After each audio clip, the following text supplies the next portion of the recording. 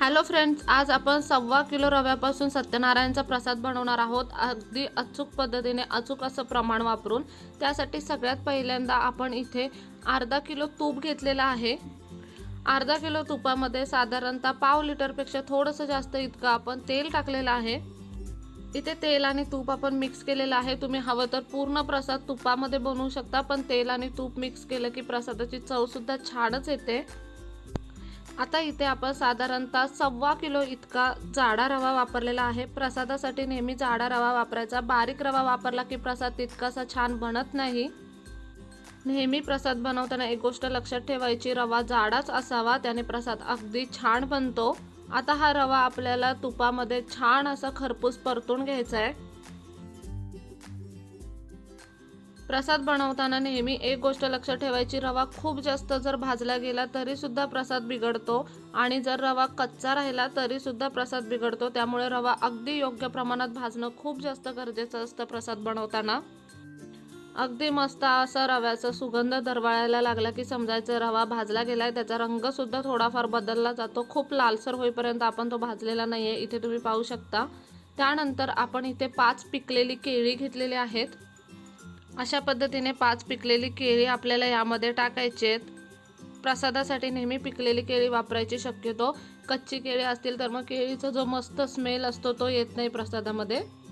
केळी आता मिक्स करून घेतोय. तोपर्यंत इथे आपण दूध तापत ठेवलंय आणि इथे पाणी तापत ठेवलंय. केळी अगदी व्यवस्थित स्मॅश झाली पाहिजेत, पूर्णपणे रव्यामध्ये मिक्स झाली पाहिजेत. आता यामध्ये आपण वाटीभर काजू, बदाम आणि मनुके टाकतोय. तुम्ही आवडीप्रमाणे अजून ड्रायफ्रुट्स सुद्धा टाकू शकता. त्यानंतर साधारणतः 3 चमचे इतकी वेलची पावडर आपण यामध्ये टाकतोय. आता हे सगळं पुन्हा व्यवस्थित मिक्स करून घेऊयात. केळी एकदम परफेक्टली स्मॅश झालेली आहे, तिथे तुम्ही पाहू शकता. आता यामध्ये आपल्याला पाणी टाकायचं आहे. साधारणतः पाऊण लिटर पाणी आपण या ठिकाणी घेतलेलं आहे आणि पाणी आपण गरम करून घेतलेलं आहे. आधी आपण अर्धच पाणी यामध्ये टाकणार आहोत. त्यानंतर मग रवा आपण मिक्स करून घ्यायचा आहे आणि नंतर उरलेलं पाणी टाकायचं आहे. प्रसादामध्ये पाणी टाकल्यानंतर मात्र प्रसाद हलवायला जड होतो. त्याच्यामुळे जर एखादा अजून तुमच्यासोबत कोणीतरी असेल तर दोघींनी मिळून प्रसाद बनवा, म्हणजे हलवायला सोपा पडतो आणि हा प्रसाद सतत हलवत राहायला लागतो, नाहीतर मग तो खाली लागू शकतो.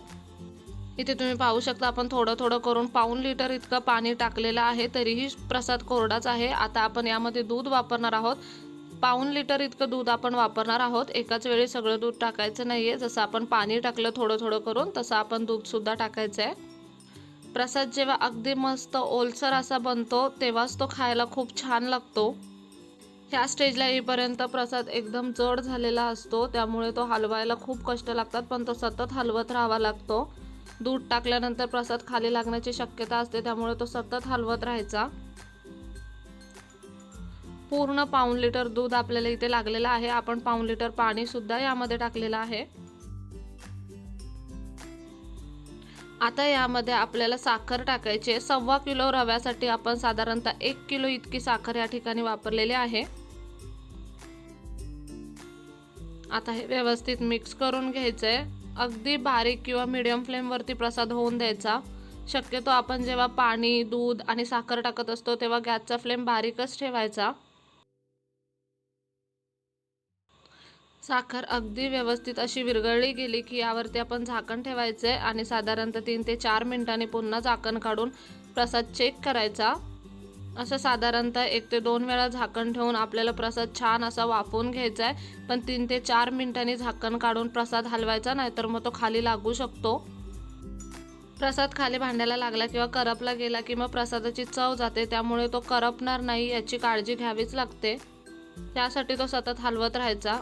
इथे तुम्ही पाहू शकता मस्त असं वाफ काढून घेतल्यानंतर आपण पुन्हा यावरती वरून तूप सोडणार आहोत. याने प्रसादाला खूप छान अप्रतिम अशी चव येते. साधारणतः 4 ते 5 मोठे चमचे तूप आपण टाकलेलं आहे पुन्हा यामध्ये. 5-6 मिनिटांसाठी पुन्हा आपण प्रसाद हलवून घेतलाय. गरमागरम असा प्रसाद बनून तयार आहे. गार्निशिंगसाठी वरती आपण काजू, बदाम आणि तुळशीची पानं टाकूयात. पाऊण तासामध्ये अगदी आरामात हा प्रसाद बनतो। खूप सोपी रेसिपी आहे, नक्की रेसिपी घरी ट्राय करा तुमच्याकडे सत्यनारायणची पूजा असेल तर। आजचा व्हिडिओ कसा वाटला मला कमेंट बॉक्समध्ये नक्की सांगा। पुन्हा भेटू अशाच एका नवीन व्हिडिओ सोबत, तोपर्यंत मस्त खा, भरपूर फिरा आणि आनंदी राहा।